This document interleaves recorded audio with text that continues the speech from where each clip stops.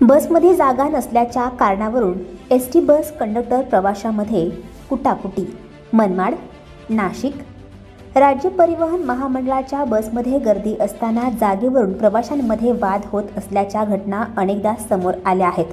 मात्र एसटीत जागा नसल्याच्या कारणावरून प्रवासी व बसवाहक यांच्यात वाद झाला.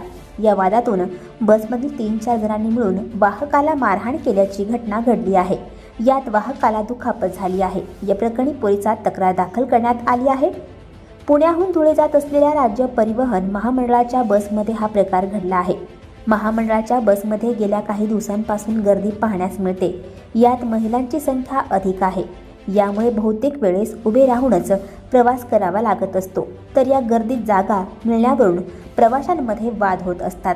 तर काही वेळेस सुटे पैसे किंवा वेगळ्या कारणावरून बस कंडक्टर वाहक सोबत वाद होत असल्याचे प्रकार घडत असतात.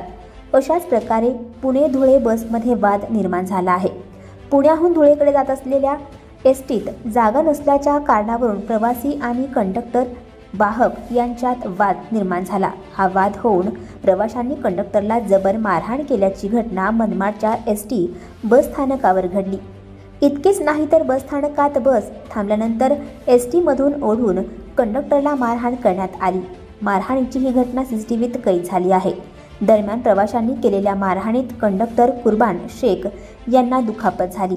या प्रकरणी मारहाण झालेल्या कंडक्टरने पोलीस स्थानकात तक्रार दिली असून त्यांच्या तक्रारीवरून अज्ञात 4 ते 5 प्रवाशांविरुद्ध गुन्हा दाखल करण्यात आला आहे. दरम्यान मनमाड बसस्थानकावर वाहकाला मारहाण होत असल्याने बसस्थानकावर प्रचंड गोंधळ उडाला होता.